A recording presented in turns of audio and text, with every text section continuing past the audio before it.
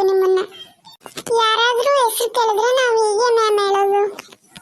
Ma'am ಅವರಿಬ್ರು twins, ಹಂಗಾಗಿ ಅವರ ಹೆಸರು ಹೇಳ್ತಾರೆ, ಆ ಥರ ಹೆಸರನ್ನ. ಹೌದಾ, ನೀವು ಟ್ವಿನ್ಸಾ? ಹಾ ಮ್ಯಾಮ್.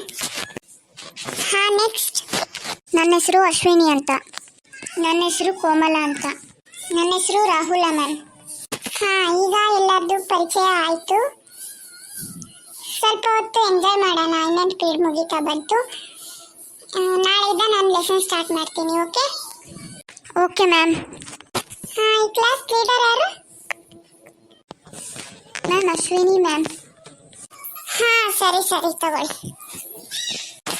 ನೀನು ಯಾಕೋ ರಾಹುಲ ಅಲ್ಲೋಗಿ ಇಕ್ಕಟ್ಟಲ್ಲಿ ಕೂತ್ಕೊಂಡಿದ್ಯಲ್ಲೋ, ಈ ಕಡೆ ಬಾರೋ.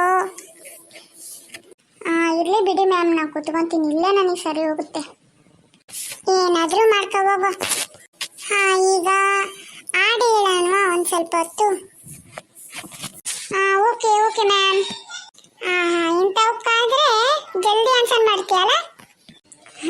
ಏನಿಲ್ಲ ಮ್ಯಾಮ್. ಮೊದಲು ನೀನೇ ಬಂದು ಹಾಡು ಹೇಳು. Okay ma'am. ಹಾಂ, ಸ್ಟಾರ್ಟ್ ಮಾಡು. ಒಂದು ನಿಮಿಷ ಮ್ಯಾಮ್, ಬುಕ್ಕಲ್ಲಿ ಬರೆದಿಟ್ಕೊಂಡಿದ್ದೆ, ತಗೊಂಬರ್ತೀನಿ. ಓ ಹೌದು, ಹಾಡೆಲ್ಲ ಬರ್ದಿಟ್ಕೊಂತೀಯಾ ನೀನು? ಆಯ್ತು, ತಗೊಂಡು ಹೋಗಪ್ಪ, ನೋಡೋಣ. ಕೋಮಲೆ ಕೋಮಲೆ ನೀ ಹೂವಿನಂತೆ ಕೋಮಲೆ, ಕೋಮಲೆ ಕೋಮಲೆ ನೀ ಹರಳುವಂತೆ ಆಡಲೆ.